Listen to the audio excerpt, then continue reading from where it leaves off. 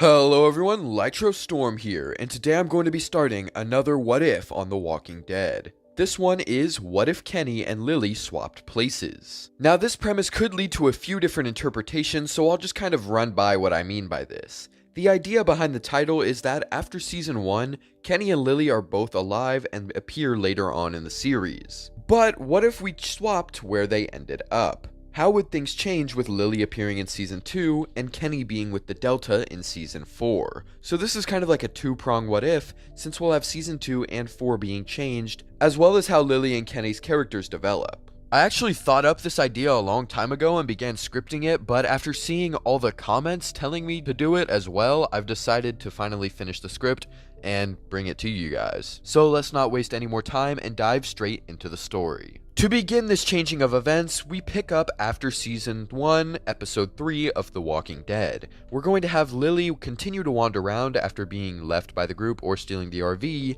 but one day, she finds herself losing her will to go on. After what she had done to Carly/Doug, she's in a confused state where she regrets what she did, but isn't quite sure what to do with that regret. But instead of continuing on and finding the Delta, who help her brush aside regret in favor of a strong yet withered view of morality, she is attacked by a few walkers. Normally, this isn't too much of a challenge for her, but with how long she's been on the road and how hard supplies are to come by, Lilly is at her weakest point. And that's both physically and emotionally. So the three walkers are able to press her, and while she is able to kill one, the other two start to overpower her. Lilly is able to break free, barely fighting them off long enough to kill another. But the final walker grabs her, causing her to drop her weapon and get shoved into a corner. Lilly struggles against the last walker, but her body and mind prove to be too battered to save herself. But then a loud shot rings out, and the walker drops dead. Lilly quickly shoves the deceased body away and scrambles for her weapon. As she clutches the weapon, she looks up to see a woman holding a gun. The woman keeps it aimed, though it's very clear she doesn't want to shoot.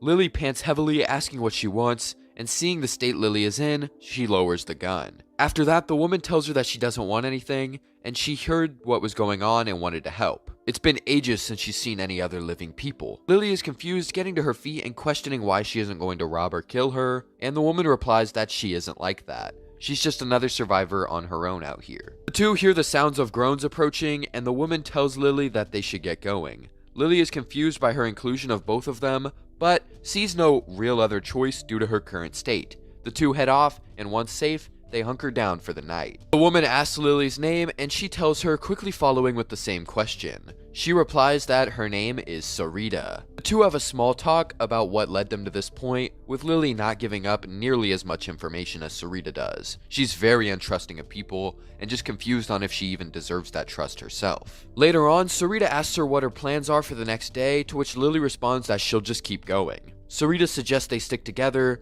but Lilly isn't sure about it. Anyway, I think you can see where this is going. Lilly is extremely hesitant, but because of Sarita's kindness and a few circumstances that make the two work together, they end up becoming friends. After traveling together for months and Lilly opening up just a little bit more, the two end up on a bridge. There, they meet a man named Matthew, who is more than happy to welcome them into his home at the ski lodge. After entering, they're greeted by Walter, and with the compassion and empathy shown by these three new people in her life, Lilly is able to open up a lot more. She becomes more mellowed out and accepts her emotions rather than shoving them away like she did at the Delta. Of course, she's not fully over any of the things that happened with the old group, but she's trying. She's got a whole new life now with all that stuff behind her. Until one fateful day. We skip up to Season 2, Episode 2. Clementine and Luke attempt to cross a bridge when they are met by Matthew. However, while their interaction starts off positive, that's cut short when Nick aims his rifle and shoots Matthew. This causes the man to tumble off the bridge and fall to his death. Luke and the others are ticked off at Nick for just killing some random nice guy, but they continue on until they arrive outside a ski lodge. After climbing the watchtower, Clementine hears some yelling and arguing and climbs down. As she makes her way through the group to see what's going on, she sees no other than Lilly. The two exchange surprised expressions, and Clem basically has similar dialogue options that she got with Kenny. Although there'd probably be one that is also slightly malignant. Since Lilly did kill Carly/Doug, she also potentially took the RV if Lee kept her around. but the option to hug Lilly would still be there since she's a familiar face which a young kid like Clem would need after having a desperate time. No matter what you choose, Lilly will feel her past creeping up on her and everyone will calm down with her telling them to come inside. She tells all of them to leave their guns and they reluctantly do so. Lilly and Clementine sit on the couch and talk, with Lilly having a similar reaction to Lee not being there as she did in season 4. Lee isn't with you. So he's dead then. However, her dialogue differs very much from there. She says that she wasn't expecting either of them to show up, so just one is a good enough surprise. As Clementine, the choices in dialogue would be to say how she got Lee killed, how Lee saved her, or to state that Lilly didn't really care. For the first option, Lilly would reply that she's sure Lee made his own choices, as he always did. The second, she'd mention that Lee did what he thought was right, and if Lee killed Larry, that it was even if she didn't agree. The final option leads to Lilly saying that she does care. Lee was one of the only strong people in the group, and from that point, Lilly acknowledges what she'd done to Carly/Doug and denounces her actions that night. She never meant for things to escalate that far, but they did, and it's her fault. Again, we're seeing just how different Lily's feelings on what she did have become due to the influence of good people instead of the hardened force that is the Delta. Instead of justifying her decision and refusing to look back with regret, she feels sorry for what she had done. She's learned how to accept the regret she felt immediately after pulling the trigger instead of pushing it away. After Lily's apology, Clementine can either accept it, acknowledge that the only thing she can do now is make up for it, or say that she won't forgive her. Depending on what Lee did following Lily's murder, a fourth dialogue option will open up. If Lee let Lily stay, Clementine can ask, "Is that why you stole the RV? Because you were sorry?" And if Lee left Lily behind, she gets the option to say that they shouldn't have left her. So yeah, you kind of get a free choice on how you feel about what Lily had done. If you're kinder to her, she'll appreciate it. If you feel more neutral, she'll let you know that she's making up for what she's done. And if you're resentful, she can only be hurt by your words. Lily asks where the group ended up, similar to Kenny, and Clem can talk about the most important moment to her. It could be that they got to Savannah and she got kidnapped, that she met 2 new people and they were her new group, or that they teamed up with some other survivors to get a boat working. After that, Lily decides to go get some supplies outside, which Luke and Nick help her with. Clementine does her usual stuff around the ski lodge until she and Walter head outside. Lily steps outside again to check the windows, and the 3 run into Bonnie. Lily is unsure about trusting her, but isn't quite as stern as Kenny due to what she'd gone through. Walter gives Bonnie the supplies, and she leaves. After Walter finds out what's happened to Matthew, the wind turbine starts spinning out of control. This is where a somewhat interesting change occurs. Originally, Kenny thought the transformer blew, cutting the power, so he and Luke headed out to check the transformer. But when Sarita wanted to go, Kenny told her no out of fear that she'd be in danger. But here, Lily would be the one going in Kenny's place, and I doubt she'd deny her best friend who saved her to come help. So Lily, Luke, and Sarita head off as the group fixes the turbine. A ton of walkers show up, so they fight them off, but I'm gonna say that without Sarita there to help clear the walkers, they'd be in more danger. This causes Clementine to fight off more walkers, so when she finds Nick being attacked, she inadvertently leads to more of them showing up. If you vouched for Nick, Walter will save him initially, but with Clem being attacked, Nick would try and help, only to be killed anyway. And if you didn't vouch, Walter just lets Nick die and then barely saves Clem. Carver and his men show up, and Clem would either hide with Rebecca and Alvin, or go find Lily, Luke, and Sarita. If she does the first option, they eventually turn themselves in, and Lily and Sarita both plan on shooting Carver, as I think Lily being around somewhat empowers Sarita as opposed to Kenny, making her more of a submissive person. We saw that she could be independent with her personality, but Kenny being there just kind of dropped her down a peg. With Clementine there or not, both women would fire, killing the random goon and injuring Carver right off the bat. This causes Carver to kill Walter and shoot Carlos in the hand. He yells that they killed one of his and shot him. They can do the math on the retaliation. Their choices are clear: give up now, or you can add another bullet to one of their people.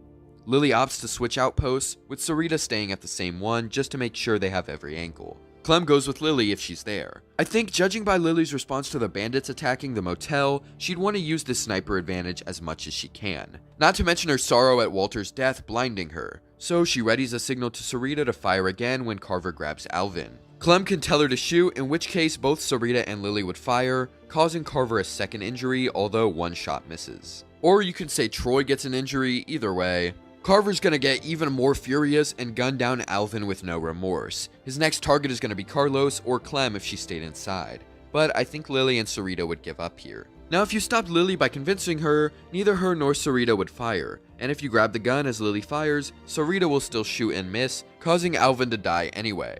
And if you stayed inside to try and save Alvin, Carver would grab Clem instead, causing an early end to that clash. But after that, everyone's done and they all get taken to Howe's, minus Luke. Now that everyone has been taken by Carver, they'd be placed into the back of the cargo truck.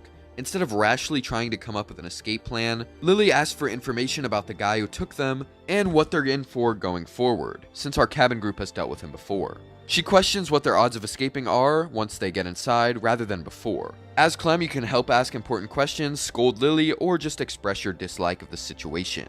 When you get into Howe's, I don't think Lilly is going to be as ticked off by Reggie as Kenny was, but she does try to plan with Clem to scope the place out. Even if Clem dislikes Lilly, she asks her to work with her here so they can all benefit.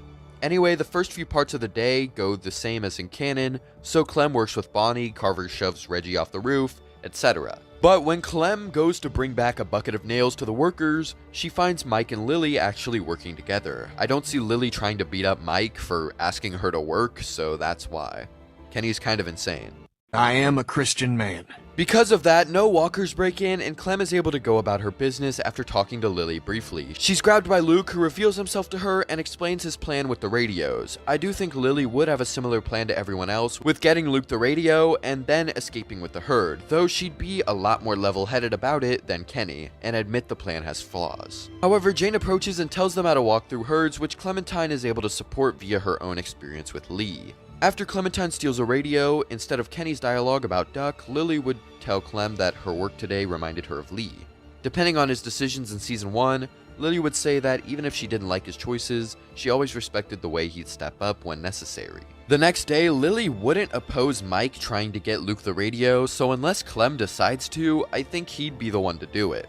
But it doesn't amount to much due to Luke not being found by Carver. I'm not exactly sure how Carver finds Luke with a radio before they give him one, but that's what happens in the game, so I guess it's the same thing. Here we get an interesting split on what comes next. If Mike took the radio, he'd fess up to Carver, stepping forward. Mike, of all the people I thought might pull this little charade, your name wasn't high on the list.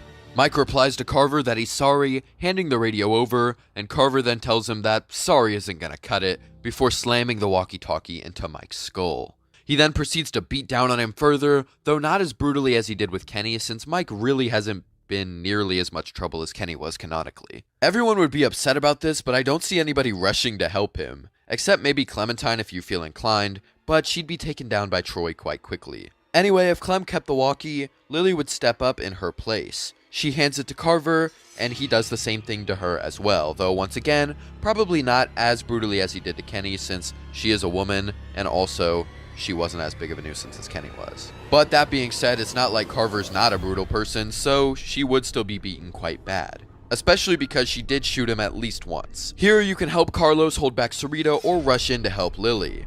But either way, nothing really changes. Hopefully though, your Clementine is beginning to forgive Lilly for what she's done if you haven't already.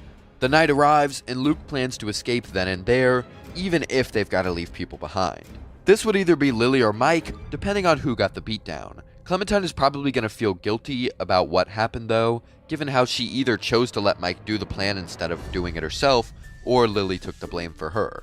So I'd imagine she'd want to defend the idea of not leaving them behind.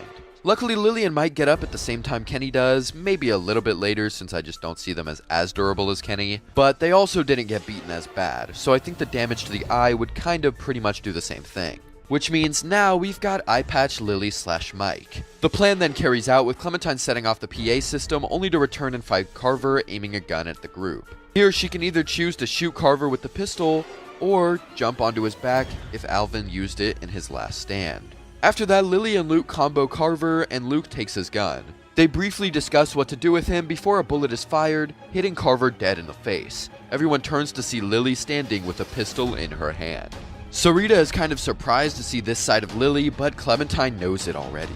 Sarita asks if she's alright, and Lilly shrugs it off, and she's especially cold if she got the beatdown prior.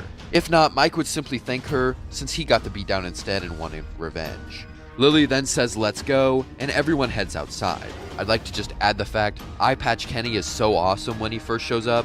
and eye patch Lilly gunning down Carver would be insane as well. Especially because, like I said before, we've seen Lilly do this kind of thing before. She can be very unpredictable when she's unstable. Everyone covers themselves in the guts, Jane obliterates Troy's ability to have children, and the group sneaks through the herd. Well, they sneak until Carlos is shot in the neck and devoured by walkers, causing Sarah to run off. After fighting off some walkers, Clementine finds Sarita being bitten on the wrist, and can either kill the walker or cut the arm off. This choice goes pretty much the same way it did canonically though I don't think Lilly is going to blame Clementine unless she cuts her arm off. Because that's where Clem basically sentences Sarita to death. I mean, she cut off her arm in the middle of a herd. Lilly's obviously going to be furious about that. Following the terrible events at Howe's, everyone remaining escapes and almost all of them regroup at Parker's Run, with the exception of Luke and Sarah. Lilly will be heartbroken that Sarita is now dead, as I think she would have put her down after she stopped being responsive instead of keeping her around to the end like Kenny did. Lilly has now lost all 3 people that brought her back from her past state of misery, all in a few short days after Clementine and her group showed up. When Mike and Bonnie sent Clem to talk to her, Lilly would either be broken or furious at Clem if she cut off Sarita's arm. If she also took the beating from Carver, she'd add that she did this even after she took the fall for her. She decides that she needs to be alone at this moment, so Jane and Clem leave to find Luke and Sarah. They do so with it going the same as it did canonically. They either leave Sarah to die, or Clem manages to save her. She's hurt just like she was in episode 3 of season 1, but like then, she'll continue to push forward. Clementine talks to her a bit, and Lilly either appreciates the help or brushes it off, saying that what happened doesn't matter. They need to keep going. Just after that, Rebecca's water breaks, but no one really knows what to do about that since Kenny's not here. They decide to split up and search for a safe place for her to go. Mike and Bonnie check the museum while Jane goes off to check the building by the river. Lilly and Luke opt to stay behind with Rebecca and potentially Sarah, and Clementine does her thing with Lilly, Mike, and Bonnie, helping out where she can. However, when Clem and Jane encounter Arvo, another cool split will occur from the canon. Before Jane can grab Arvo and take his gun, Lilly would show up and disarm him instead. Clem asks why she's here and not with Rebecca, and Lilly replies that Luke's got her. And she saw this guy approaching. Here, Lilly and Jane both try to get Arvo to explain what's up, and Clem searches his bag to find all the meds. Upon hearing Arvo's story about his sick sister, Lilly falters a bit, reminded of her own father's condition. Jane insists they take the meds, but Lily's more determinate. I'd say if you've been generally favorable to Lilly, she'd find her humanity and advocate not to rob Arvo. However, if you've been playing generally negatively toward Lilly, I think she'll decide that they're desperate enough to take the medical supplies for Rebecca, her eye/Mike's eye, and Luke's prior injury.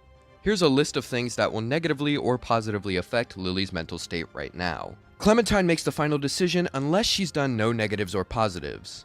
In those cases, I think Lilly would make the final decision. Obviously, if you did no negatives, she'd choose not to rob Arvo, and if you did no positives, she'd rob him despite your choice. I'm really wanting to flesh out Lilly here in a similar way to how Kenny was fleshed out in season 1, where your actions with him literally defined his character throughout the game. But anyway, Lilly heads off either with or without the bag shortly after Arvo leaves. Jane speaks to Clementine briefly about her feelings on Lilly, as she can either think she's based for wanting to rob Arvo, or think she's being too hopeful for not. If Clem went for the opposite of Lily's choice and she caved, then Jane adds that it seems like Lilly has a soft spot for Clementine.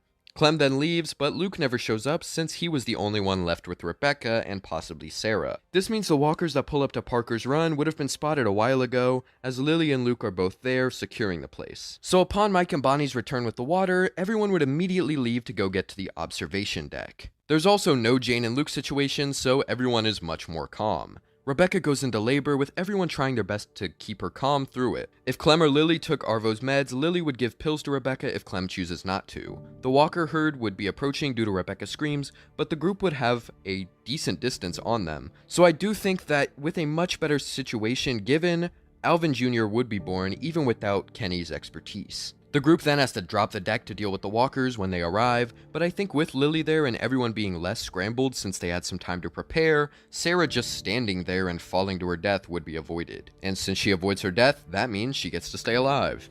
Jane would then leave in the night, but Luke wouldn't really be too attached to her since they never spent that time together. Instead, Lilly would approach Clem, giving her thoughts on Jane, which will vary depending on your Lilly's position. She can either be kinda sad she left, as she was starting to respect her, or say that they'll have to move on without her. The group then starts a discussion on when they leave due to Rebecca's condition. Lilly wants to leave the next day, but can either be understanding of everyone wanting to rest or be adamant about them going. Either way, Clem makes the final choice. The group eventually heads out where they're approached by Arvo's group, and a standoff begins. Rebecca dies, turning into a walker and trying to bite AJ, causing either Clem or Lilly to shoot her before she can. And with that sparks the gunfight. This goes pretty much the exact same way it did canonically, so our group makes it out with only Luke's leg injury. Jane saves him at the end, returning to the group, and Lilly is furious at Arvo for doing this to them, though I don't see her calling him a commie and beating him down like Kenny did. Those seem a little harsh from Kenny. I don't think Lilly would do that. They choose to move on to the house Arvo tells them about, and Clementine changes either Lilly or Mike's bandage, which allows her to check up on them. It doesn't hold the same significance as the original scene though, but it's still neat. They eventually hunker down at the power plant, though Clem would need to convince Lilly to join them at the fire. She'll basically just reflect over everything that's happened and try to make sense of it all. But if you fail to get her back, I don't think she'll knock out Arvo like Kenny does. You'll also get Sarah back into the fold by talking about how her father would want her to keep going, that the group still cares for her, or that she needs to be strong. Saying nothing will just lead to her sitting alone with no one being able to convince her to join them, as Clementine is pretty much her only through line. Also, if Mike got beat up by Carver, he wouldn't offer any drink to Arvo in the first place, since he'd be less compassionate due to his trauma. The group then continues their trek the next day and finds the water by the house frozen over, forcing them to cross slowly. This rule is then broken when Arvo starts running across, which I think would still happen due to him seeing it as his best opportunity to escape. Here, Lilly and Mike will either run after Arvo or stay calm and walk slowly, depending on who received the beatdown from Carver, so obviously one would be running after Arvo and one would be walking slowly. The ice beneath Luke starts to crack, which gives us the same predicament we had in the original story. Sarah would be freaking out if you saved her, so depending on who didn't run after Arvo between Lilly and Mike, they'll try to calm down Sarah and get her to follow them. Meanwhile, Clem and Bonnie try to sort the situation out with Luke, but it doesn't go well. Luke drowns like in the original game, and Clem can choose to break the ice and save Bonnie, or not risk it and leave her trapped. Either way, everyone else makes it inside, and we see Lilly once again getting furious at Arvo. But again, not nearly to the same extent Kenny did in canon. Clementine would be able to have some dialogue with Lilly during this encounter. She could tell her not to go over the edge like she did before, to focus on the supplies/fire, or justify Lily's anger to the rest of the group. After some rest, Jane tries to talk to Clem about how unfortunate it is that Luke died, as she was beginning to like him. Mike would come in asking Clementine if she can go see if Lilly might need any help fixing up the truck outside. She might want the company, and he just did about everything he could to help. He wants to try and rest. Clementine goes out and talks to Lilly, reflecting on what has transpired in the last few days. Basically just making sure Lilly is good mentally and isn't going to do anything wild because of Arvo or the back-to-back deaths. They also talk about the group and how they feel about all of them. Lilly would want to go to Wellington like Kenny did originally too. Interactions with Bonnie will vary, but they did in the game as well anyway. If you saved Sarah, she would be inside, and Clementine can talk to her, but she's very shut down once again now that Luke is gone. That was the last person from her main group, and now he's dead too. Obviously, Clementine just has the standard dialogue choices here though, so nothing much. Jane and Clem have a moment with AJ before hearing Lilly finally fix the truck. For some of you, this might be hard to believe, as once again, she just doesn't have the expertise Kenny does, but I think given her time with the Air Force, she'd be able to figure out how to get it running. It's even more likely since Mike has helped her a bit too. So it wouldn't be too far-fetched to say that she has some of that experience, where she could be able to figure it out. The group then discusses what the plan is, and Lilly wants to find Wellington, Jane wants to go back to Howe's, and Mike suggests Texas. He also thinks they should bring Arvo, unless he got beaten down by Carver, in which case he wouldn't mention him at all. However, since they can't agree on it, all of it is put on hold to sleep for the night. But Lilly insists they should leave at first light due to their low amount of baby food. A key change is set off here though, as I don't think Mike and Arvo would try to leave due to how much more stable Lilly is in comparison to Kenny. Mike decides it's better to just try and work things out with the group and stick together. The morning arrives and all ideas are put onto the table. Mike will want Arvo to stay regardless of his prior issues due to him reflecting on it. Arvo does know the area pretty well and he hasn't really done too much bad in all honesty. Sure, you could blame him for Luke's death and some minor injuries, but that's about it. Lilly won't agree at first, but depending on what you say, coupled with your prior choices, she might. If you wanted to leave Arvo, you can mention the shortage of food, how Arvo got Luke killed, or that he might not want to be around the same people that killed his sister. However, if you wanted to keep Arvo, you'd mention how he might know more good spots nearby, that they need all the people they can get, or that he's still a person and they shouldn't leave him behind, which will be coupled by a reference to Lee's decision on whether or not to leave Lilly behind in episode 3 of season 1. Depending on Clem's choice of words here, the group will either leave Arvo or bring him with them. If they leave him, they give him enough supplies to make it on his own out there. Clem and Jane also tell him about the town that they saw and give rough directions. Mike chooses to stay behind with Arvo if he hasn't been beaten by Carver, as he doesn't want to leave this guy out here by himself, especially with his leg. And if Sarah is dead and Mike stays with Arvo, Bonnie will choose to stay as well. She just doesn't see much hope with the group anymore, especially now that Luke's gone and Mike is the last person she really knows. So this is kind of like the equivalent of season 1's Who Do You Bring to Save Clementine moment, because now your group consists of Clem, Lilly, Jane, and AJ, with Mike, Bonnie, Sarah, and Arvo all being determinant on if they're with you. Though the more people you have, the more tight of a squeeze it is into the truck. It's ultimately decided on going to Wellington, but if things don't look promising there, Howe's is the next best bet. Then maybe they can try Texas like Mike suggests. After some driving, the truck comes to a stop in a blizzard and the group is forced to travel on foot. Here, due to some arguing and walkers approaching, they all get separated. Lilly takes AJ here, and Clementine is left alone or with Sarah if she's still alive. Clem treads onward, hearing Mike, Bonnie, and Arvo in the distance if they came with you. She tries heading toward them, but walkers block the path. Clementine also hears Bonnie screaming if she was there, as she tries to escape the walkers. Clem and potentially Sarah head forward until they make it to the truck stop, where they find Jane and Lilly with AJ. Luckily, Jane had grabbed the supplies they'd carried out of the truck, so they'd be all good. Clementine can mention how she heard whoever was in the distance, and how they need help, but Lilly and Jane aren't so convinced they made it. The two then disagree on whether to go to Wellington or Howe's once more, as Jane really didn't like the idea of Wellington and just kind of went along with it because everybody else folded. And this random event screwing things up on the way to Wellington kind of heats things up. So the argument leads to a brief scuffle before Lilly hears AJ crying and decides to stop the fighting. She asks Clementine what she wants, and she can decide here. They either keep going for Wellington or turn back and go to Howe's.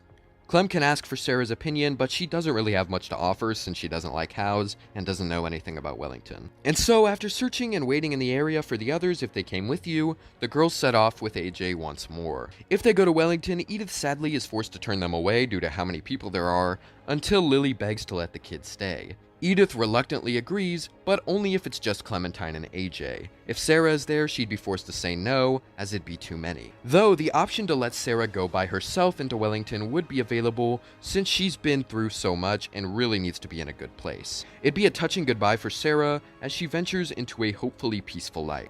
Alternatively, if Sarah isn't with you, Clem and AJ can go in, leaving Jane and Lilly alone. If you chose to go to Howe's, the same predicament with the family would be presented. Clementine can choose to let them in or not, which will either upset or not matter too much to Lilly, depending on her position. And that is season 2 of What If Lilly and Kenny Swapped Places. As you can see, Lilly is just not as much of a hothead as Kenny after her time away from the group, and has really learned to cope with things even after Sarita has died. However, if Carver does beat her down and you make a series of negative choices toward Lilly, then obviously she's going to be a bit more hardened and turn into a sort of Kenny-like figure. If the group went to Howe's, it'd eventually be left due to them running out of supplies or being raided. If the group left Wellington, they'd just be traveling around. We pick up with Lilly, Jane, and Clem traveling in the woods with AJ. Sadly, it means if you add Sarah, she probably dies in a flashback, but if you left her at Wellington, maybe there's a chance she's still out there somewhere. She's determined in season 2, so I can't really let her be involved in the story of season 3. Plus, it's Sarah, so if anyone, her dying makes the most sense. Also, the reason why Jane is alive here is because Luke and her never did the deeds, so she never got pregnant. If you've seen her flashbacks, you know where she ended up after finding out where she was, but we get to avoid that here, which is pretty rare. Anyway, the trio get locked into a trailer in the woods together when they hear someone outside. Jane would protest, Clem opening the door, and Lilly would just hold her gun in silence. Clem can choose to let this person in or not. If she doesn't, they break in themselves. The reaction from Lilly and Jane will be somewhat hostile, but after she introduces herself as Ava and tries to reason with them, they'd be more willing to listen. Here is where I think we would get an interesting split from the canon timeline. Lilly thinks the New Frontier is a good idea, but Jane refuses to get involved with a big group. Clementine can choose her own path here, but Lilly does take AJ with her, as it's the safer option for him, and Jane agrees. But there is another ending I haven't talked about just yet. If Clem and AJ went into Wellington, they would escape as it's being destroyed. They end up in the woods alone, letting Ava in, and that all goes about the same. But Ava mentions that she got separated from her friend not that long ago. After either wanting to join the New Frontier or not, walkers are heard being killed outside. Ava opens the door and helps out, and Clementine follows shortly after. Once all the dead are finished off, Ava and her friend reunite, and Clementine hears a familiar voice. It's Lilly. The two reunite, and Clementine proceeds to join the New Frontier with Lilly. Anyway, some time passes, and Clem ends up getting caught stealing some medicine for a sick AJ. I generally don't see Lilly, who's gone through so much to keep him alive, being complacent and letting him die of some random illness. So Clementine is kicked out with the New Frontier, and Lilly leaves with her. Ava tries to have one final meeting with the two, hoping to convince Lilly to return, and since Ava and Lilly have become really close during this time, I think Lilly would ultimately make the decision to go back. They aren't even able to keep AJ out there due to David, so there's no point in leaving for her. She wishes Clementine good luck, and even gives some pointers on where she thinks Jane might have gone since their separation. Clem can either end off on good or bad terms with Lilly here, or ignore their relationship in favor of telling Lilly to make sure AJ survives no matter what. Lilly and Ava then depart, heading back to the group. At some point, Clementine and Jane reconvene, which we might get a flashback of since there's really only one death, and that's not even for sure, and that's Sarah. So if you don't have Sarah with you, you get to see how Clementine and Jane reunite instead.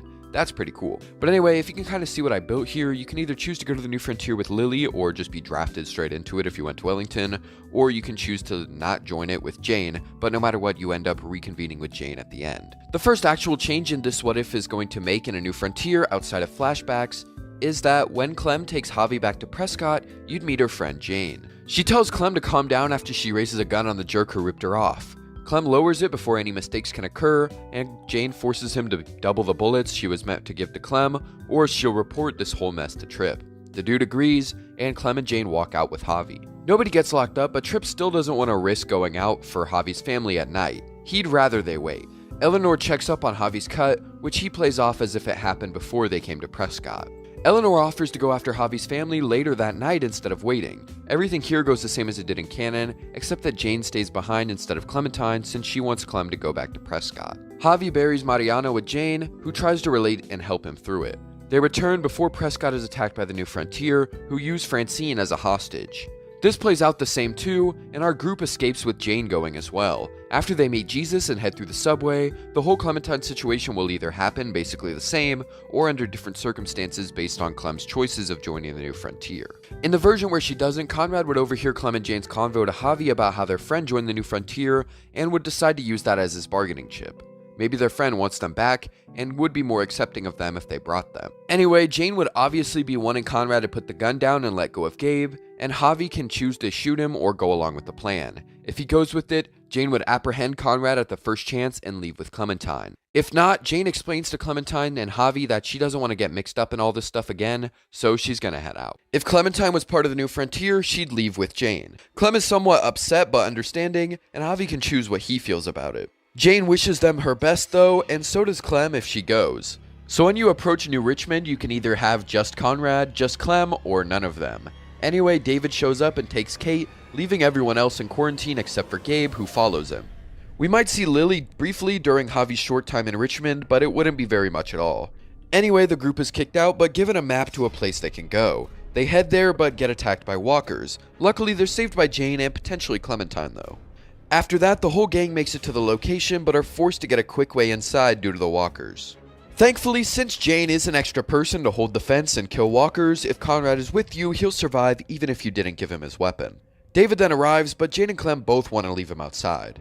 Jesus disarms Clementine if Javi doesn't let him in, which surprises and deters Jane from fighting him. Jesus then lets David in too, only for Clem to hold him at gunpoint. They solve their issues and proceed to find Badger, Max, and Lonnie chatting about their supplies stolen from other settlements. But they're not the only ones there. Clementine, Jane, and David hear an all too familiar voice. It's Lilly. It should really be no surprise that Lilly's involved in the raids based on what she was willing to do for the Delta in Season 4 canonically. Sure, she's went through a good bit of development, but Season 2 definitely hardened her even despite that, and things afterward weren't so great either. But maybe she's not so bad. David and the crew confront Lilly, who is surprised to see Clementine and Jane. A battle ensues with everyone splitting off. Jesus goes after Lonnie while Clementine and Jane try to question Lilly. And of course, Javi has his iconic match with Badger. Lilly fights off Jane's accusations, claiming that she was unaware of the true destruction caused by these raids. She had just recently joined this elite group, thinking their actions were best for the community, and others too. Jane 1v1s Lilly, but doesn't find too much success, forcing Clementine to also join in the battle. Both of them together are able to take Lilly down after a brutal struggle where none of them really want to hurt each other. After Badger is dealt with, the group rallies around Lilly and Max. Clementine, Jane, and David are all willing to let Lilly live after hearing her story, but Max is up to Javi. Although Lilly does tell him that Max is not even close to the level of Badger, and that he could be useful as proof of what the New Frontier is doing. Anyway, the gang heads outside where they meet Jesus, who had no luck in catching Lonnie. He then says his goodbyes, and our gang treads onward toward Richmond. Clem, Lilly, and Jane all want to find out where AJ is from Lingard, but David compels Lilly to come with him so that they can start up their resistance against Joan. She agrees to this, and the group all splits up. Eventually, we get the same confrontation with Joan, and Javi and David end up in a cell. Joan takes David away while Javi is busted out by either Kate or Gabe, and rejoins the rest of the group. Ava and Lilly are both there too, and they decide they should go to the armory to get weapons. They do, however, want to go in a small group, so Lilly stays behind while Gabe and Javi follow Ava there. She also agrees to try and convince Kate and the others to help stay and fight for Richmond. Javier leaves to get patched up by Lingard, only to find Jane and Clementine waiting for him to wake up. Clem wouldn't want to divulge her whole bleeding thing to Javi though, since she's been with Jane a long time and probably already asked her about it. Javi gets his stab wound fixed by Clem, and Lingard wakes up. Here, Jane would be very adamant on letting Lingard die to find out where AJ is, but it comes down to Javi's choice. Jane does it if Javi allows them, or if he does nothing. Lingard then divulges the information about McCarroll Ranch, where AJ is being kept, and dies. Or he doesn't tell anyone and survives, but Jane threatens him. She eventually gives up on the threats, and the three leave. They meet back with Ava and Gabe, and return to the group. They also make a plan to steal a truck with the help of Ava, and then go onward with said plan. Conrad also leaves if you've still got him. Javi, Kate, Clem, and Gabe get the truck and spend the night in it. They later get radioed by Ava, who tells them that David is about to be publicly executed and that they need to come right away. Kate stays behind in the truck to pick them up afterward, while the others head off. At the execution, Joan reveals that she talked with Eleanor in private and brings out Tripp, Ava, and Jane as well. She remarks that these three gave them quite the trouble once they were caught, but it's a good thing their friend decided to help them out, and not just Eleanor. Lilly then steps out from behind the curtains without any guards on her, and Joan says that if she wasn't there, they might not have captured everyone. Clementine meets eyes with Lilly once more before uttering one word: traitor. Lilly stands next to Joan behind the prisoners, looking down in shame as she wasn't involved in the initial betrayal, but knew once the New Frontier showed up that they had failed. So she decided it'd be best for everyone if she helped capture them and vouched later. Joan reveals to the group that Lilly had helped capture these people once she saw that they were caught. So she tells a guard to give Lilly a gun. Joan then offers Javier the choice on who to spare between Tripp, Ava, and Jane, but wants Lilly to be the one to shoot in order to regain trust. Whoever Javier chooses to live is the one Lilly must kill. Otherwise, Joan will have her men kill everyone. If it's Tripp, it's not all that significant for Lilly, and she'd probably just say that she's sorry. If it's Ava, she might tear up a bit whilst apologizing. And if it's Jane, she'd tell her that she's not the monster she thinks she is, while also still tearing up and apologizing. By the end, the person you choose to save is killed by Lilly under Joan's orders. Javier is furious that Joan betrayed his choice, but she reminds him that she just killed one person instead of two, so she did him a favor. Clint then starts having a breakdown, offering Javi to take David and their people and just leave. Javier can then either take the deal or shoot Joan. If you take the deal, David grabs Clint as a hostage, but he fights back, making David fire his gun accidentally. This then sparks everyone to make their move, which includes Lilly, who guns down Joan right there. If Javi shot Joan, then Lilly would just fire at a New Frontier guy to help the two people Joan spared escape. If you saved Conrad, he'd return the favor by saving Javi from one of Joan's men. He'd then continue by pushing Javi out of the way of the truck, getting crushed himself, but only if Javi failed to dodge. Anyway, they head inside a building, meeting Eleanor. Fern freaks out, David breaks her arm, and then walks off to the roof. The same scene still takes place, but I'd like to focus on what happens before the next one. Before Kate, Gabe, and Clem go to the roof with Ava/Tripp. We don't get a playable Clementine scene this episode, but I think it's necessary here. Clementine sees Lilly outside, battling walkers, and runs outside to either help her or belittle her. It depends on whether you blame Lilly for everything that's happened or whether or not you understand her actions. If she killed Jane, you see that Lilly is actually helping Tripp and Ava make it through by fighting off the walkers, and the two run inside with Kate and Gabe. Clementine then confronts Lilly, who apologizes, knowing that what she did will never be seen as forgivable. She always chose the New Frontier over Clementine, but she does reveal that she knows where AJ is. That's why she stayed, to make sure he survived. Clementine can demand to know where he is if Lingard didn't tell her, or say that she already knew if he did. The other two options are to yell at Lilly for an explanation why she didn't tell her and Jane, or to be understanding. Lilly tells Clem about McCarroll Ranch if she didn't already know, and explains that she thought he'd be safer there at the time. Hell, he might still be safer there depending on how things end up with Richmond. Either way, Lilly accepts Clem if she hates her, but she's going to keep going on, to prove to her that she isn't the monster Jane saw her as. Clementine can accept this or not, but either way, they both go inside. Now, if Lilly killed Tripp or Ava, we'd see her helping only one of them get through the walkers. The person then makes it inside with Kate and Gabe, leaving Lilly alone with Clementine. But as Lilly's walking toward her to start their conversation, Clementine sees Jane standing behind Lilly with a gun aimed. Jane tells her to not take another step, and Lilly turns around, raising her gun as well. Clem can try to get either of them to put their gun down, or just ask both of them to stop due to the walkers. Or she can stay silent, of course. Jane starts flipping out on Lilly over everything, yelling that she's only looked out for herself all this time. She didn't care about Clementine when she stayed with these people. She chose them over her. Lilly tells her that it's not true. She yells that this entire time she's been thinking of everyone but herself. She did her best to keep the group together back then, and when it was just the three of them with AJ, she chose to help build a better place for them. Jane was the one who ran, and when she stayed, it was for AJ. She made sure he got someplace safe. Jane confronts Lilly about knowing where AJ is the same way Clem does in the other version, and Lilly gives the same explanation but with more passion. She's letting it all out in an explosion of frustration and regret at the way she's being seen. After doing so, Lilly then lowers her tone and her gun, saying that if Jane wants to kill her, she should just do it. Jane hesitates due to this sudden statement, and Clem can either tell her to do it, not to, say that she wants to do it, or stay silent. No matter what, Jane eventually lowers her gun, even if Clementine wants to do it herself, saying for them to go. I do think the dialogue would vary slightly based on who Lilly killed as well. If it's Tripp, Jane would say that Lilly murdered a good man who helped her and Clementine have a place to stay. If it's Ava, she'd say that she got her own friend killed. And then also the statement of Jane running away from the New Frontier technically doesn't apply in the Wellington ending, so you could cut it out in that version, since neither Jane or Lilly were part of Clem's group during that time. Anyway, they all enter the house and show up on the roof a little later than in canon. They start heading out of Richmond, only for Ava to get jumped by a walker and sent flying if you have her. If not, it'd be Tripp, who's able to throw the walker off like in canon. So either Ava dies here, or she's already dead. The group continues on, finding a helicopter crossing that can only hold so many people. This leaves Jane/Tripp, or both with Lilly left on the other side. With both, or all three of them working together to fight off the walkers, as well as David and Clem firing shots, I do think they survived this. Well, kinda. If Jane is there, she'd immediately hit a walker in the knee, kill it, and start gutting.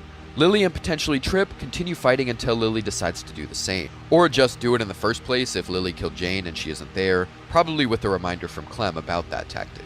Sadly, Tripp does still get overpowered if he's there, as he'd be willing to help the others do their thing first. So no matter what, Tripp and Ava both meet their fate, with only Lilly and Jane making it out. They sneak through the walkers and the main group heads onward. From here, nothing really changes. They make it down to the garage after covering themselves in guts, David fights Javier, and then leaves with Gabe. Kate decides that she's gonna go save Richmond, and it's Javi's choice whether he wants to help her do it, or go after Gabe and David. Now, some of you may know that Clementine's decision is based on what you choose to do in the flashback. If you don't really care and you just want the story, you can skip ahead to the next chapter of the video. But if you're curious on what your Clementine would do in this hypothetical version of the game, then indulge me as I think it's interesting. Since your choice to join the New Frontier is actually optional this time, that means if you chose not to, you wouldn't have the flashbacks where Clem gets kicked out. This means you wouldn't be able to make the other choices which determine what Clementine does in the finale, but I have a solution. All we have to do is replace the choices of injecting AJ and saying goodbye, or spitting at David. I decided that we'd look back at Season 2 for this in order to make that somewhat important, since Season 2 really didn't have a wildly different endings like it did originally. It was still different, but not that much outside of the Wellington ending. Since refusing to join means you end up staying with Jane, I chose to look back at Sarah. This seems kind of disconnected, but remember that a big part of episode 4 in season 2 was the comparison between Jane leaving her sister to die and Clementine choosing to do the same to Sarah, or going against that path with more hope. So I replaced the choice of injecting AJ or not with the choice of saving Sarah or leaving her. Then the option of saying goodbye to AJ or spitting in David's face are replaced by what happened with Lily's return earlier in the episode. Was Jane alive to confront her, or did Lilly kill Jane? If Jane was alive, then that replaces Clem's option of saying goodbye, and if she's dead, then that replaces spitting in David's face. So here's what your Clementine would do based on your choices. It's on screen now. As you can see, the status of Jane and Sarah only come into play when you reject the offer to join the New Frontier. But if you recall, going to Wellington means you find Lilly in the New Frontier and join anyway, so your choice is mapped out for you already in that version. Anyway, now that you know what your Clementine would do, we can move forward with the finale. So most of the endings go the same. I think the main difference here would be Lilly and Jane for obvious reasons. For instance, if 2 people are back in Richmond, then Kate survives even if Javi went after Gabe and David. So like if Clem and Javi both go after Gabe and Jane is alive, then her and Lilly are able to save Kate. If Clem goes back, Kate also survives, since Lilly is there too. So the only way to have Kate die is if Javi and Clem go after Gabe, and if Jane died. This means you're really likely to have Kate, Gabe, and David all survive in your ending. But by the end, Javier is in Richmond with whatever combination of people he managed to keep safe, whether it's Conrad, Jane, Lingard, Kate, Gabe, or David. He then either takes up the leadership role or just kinda chills out there. At the end, Clem and Lilly plan on leaving in order to find AJ, and Clem would have a scene with Jane if she's there, where Jane decides she finally wants to settle down at Richmond. She started to see the good in people once more due to Javier, or at least she just wants to help build up something greater than herself. She's content, and besides, Lilly and Clem have proven they don't need her help. She'll be waiting for Clem to return with AJ right here. The two then share a goodbye, with Lilly exchanging a look of understanding with Jane before she and Clem finally hit the road. The first episode of the final season begins with Lilly, Clementine, and AJ riding around in a car until they stop for supplies. This goes pretty much the same, but with some added dialogue from Lilly. AJ is also probably less on edge due to Lilly being there to help Clem parent, but she's not exactly the best at it given her harsh upbringing. They end up crashing, knocking Clem and AJ out. Lilly is still conscious though, seeing the walkers around the car be killed slowly. She gets out to fight off the remaining walkers and sees 2 people around Clem's age with weapons. They briefly exchange words before the 2 tell her to grab her friends and come with them. Lilly picks up the unconscious Clementine while one of the people grabs AJ. Lilly then follows them until they're safe, where she asks who they are. The guy introduces them as Marlon and Violet. They take her back to the boarding school, where Clem and AJ eventually awake. Not much really happens on the first night, but I do think the group wouldn't like the fact that Lily's a grown-up. But it would be possible for them to soften up to her once they see that she's pretty alright. The 3 meet the other kids, with Mitch and Willie probably thinking Lily's eye patch is cool, if you have eye patch Lily. The next day, Marlon asks Lily and Clem to help out with getting food, as it'd be a good way to help the group and make them like them too. The options would be between hunting and fishing, the latter of which Lily probably has a dislike toward. It's not a known fact or anything about her, but her not liking fishing is pretty neat foreshadowing for later on. Anyway, Lily probably goes with whatever option you don't pick. She'd like Brody and might want to empathize with Violet, but doesn't really know what she's been through. As for Lewis, she'd think he's funny. He kind of reminds him of someone she knew before, someone who helped her through the darkest time in her life. But Lily would probably opt to back a sim up whenever it comes down to actually trying to get food. Eventually they meet up and decide to go back to the place they checked out at the start of the episode.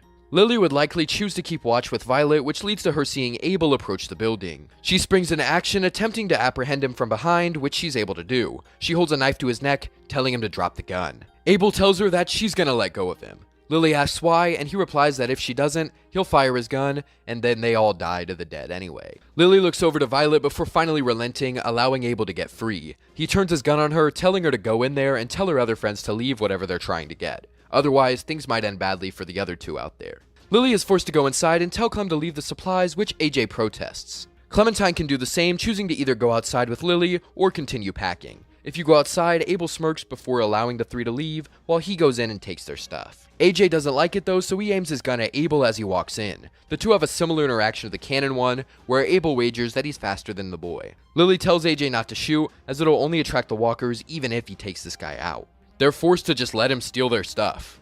If Clementine refused to leave, Lily would hide behind the entrance, jumping Abel as soon as he walks in. The 2 would wrestle over the gun, being pretty even. AJ can't really get a clean shot though, forcing Clem to shove him out the window and into walkers. They then escape with the supplies, making it back to the school. So Lilly being here means that you either get all the supplies or none of them. Getting none makes Marlon and Brody more upset than in canon, and also just makes the others less trusting of Lilly since she's just another adult who messes things up for them. They go to sleep with Lilly standing in the group either being neutral or really bad. But of course, Clementine awakes to hear voices in the pipes. She heads outside to investigate, going below the school. From here, things play out mostly the same, with Brody meeting her end and Marlon trying to frame Clementine for it. But here, Lilly is having absolutely none of that. She demands to know where Clementine is until she walks up behind Marlon herself. Once again, everything lines up and Marlon is gunned down by AJ. Following that, most of the group is adamant on Lilly, Clementine, and AJ being kicked out, so that's what happens. Lilly does her best to try and help AJ understand what was wrong with his actions, as she can relate to what he did.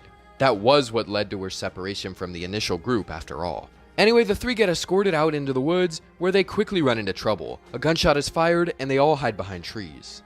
Clementine sees that the man who tried robbing them is there, and so she tries to off-guard him, knocking him to the ground. Just as she's about to start getting answers or just kill him off, Abel smirks, and Lilly hits the dirt. Clementine is about to turn around when a rifle is placed against her back. Abel gets up quickly, retrieves a shotgun, and disarms AJ before twisting his arm. Abel informs his ally that these three gave him quite the run yesterday, and that they'll make good additions to their ranks. His partner doesn't reply, simply relieving Clementine of her knife and putting his boot onto Lilly's neck. As he begins demanding answers, Clementine turns to face him and sees none other than Kenny. He looks at her and realizes it's Clementine as well, and immediately looks down to see who the woman is.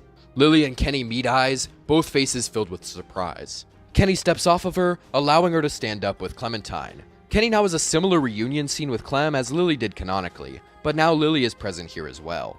So it's pretty much a double reunion. But there's obviously some bad blood between Lilly and Kenny.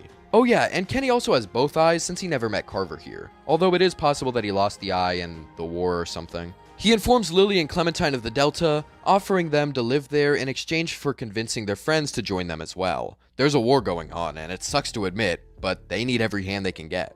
That's why he struck a deal with Marlon to take some of his friends. In canon, Lilly probably genuinely thinks what she was doing was right, and it was good for her people, but it's obviously an ends justify means scenario.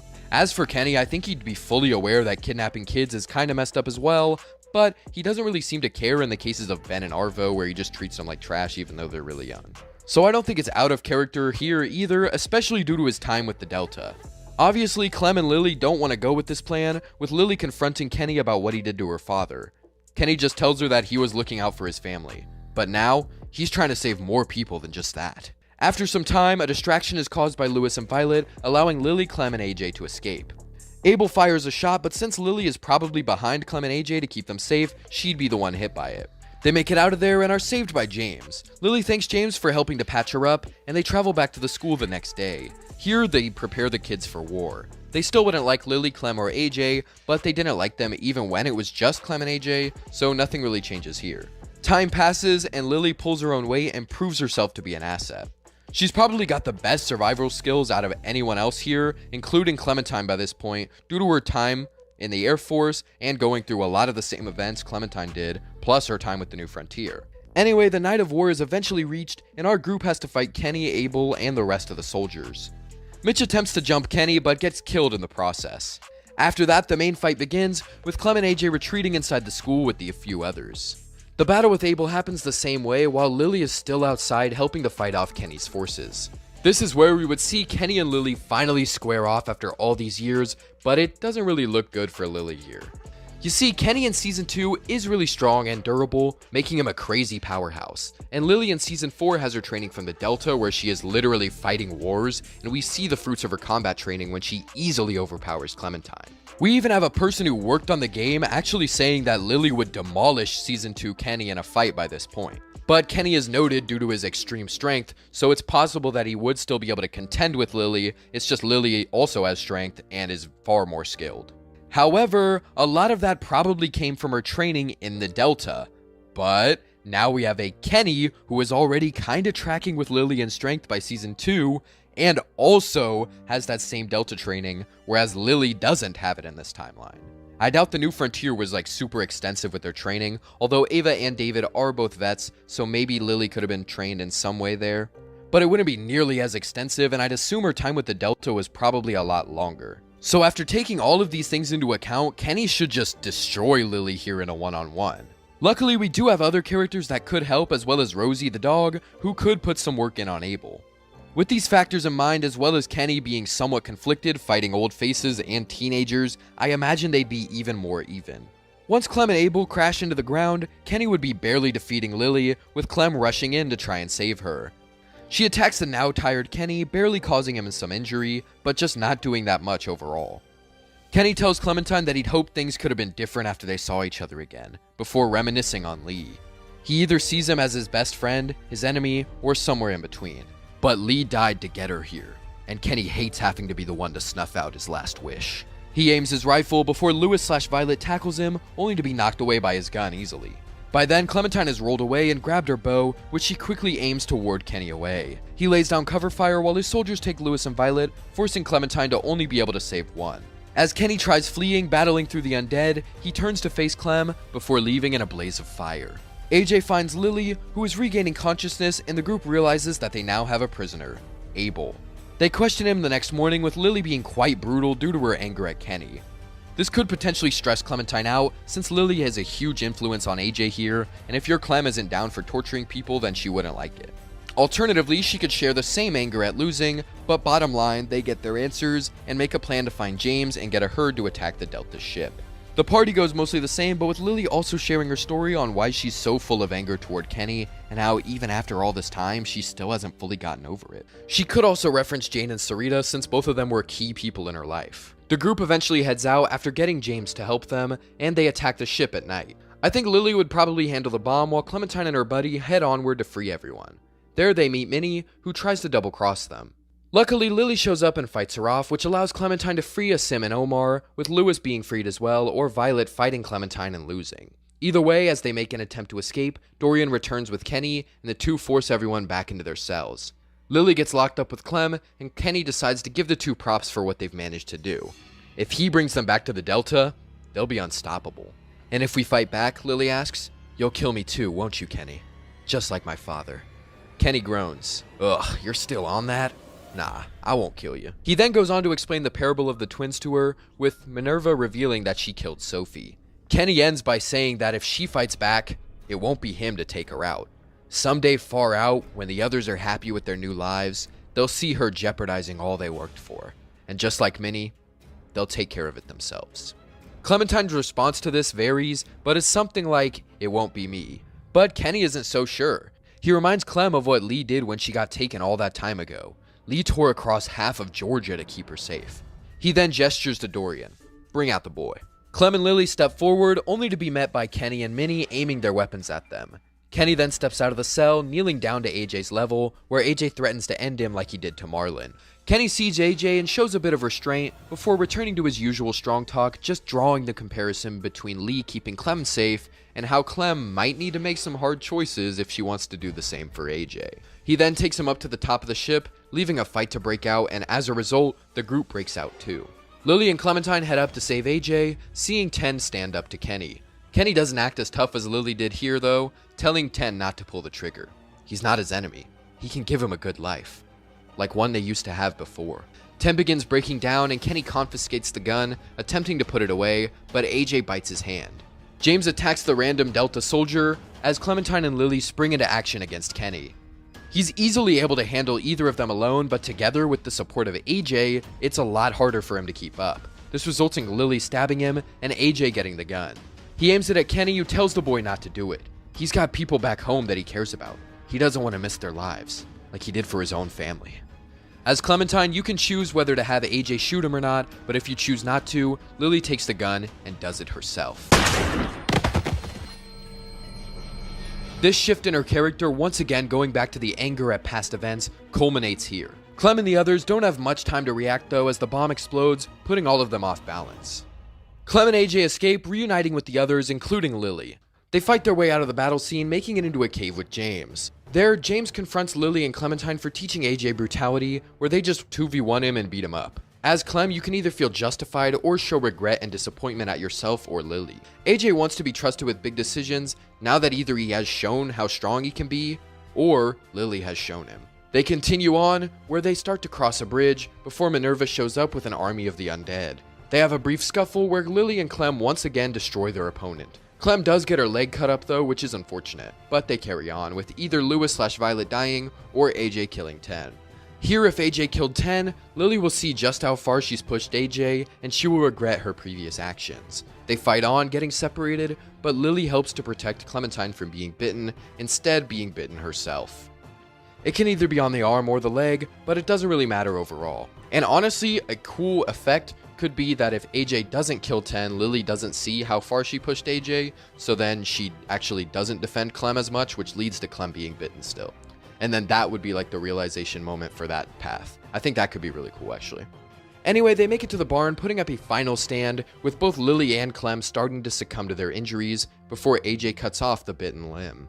He manages to get them back to the school with the help of either Clem or Lilly, depending on who got bit. And with that, our survivors live on peacefully, with Clementine just having a really bad injury that'll mostly heal up eventually if she didn't get bit. And that marks the end of What If Lilly and Kenny Swapped Places. This series didn't hugely impact the timeline of events, but it definitely added a lot of unique stuff into the mix. Lilly's arc spanning all 4 seasons was pretty awesome to write, and tying it into other characters like Sarita, Jane, David, Kenny, and of course Clementine helped to make things way more interesting.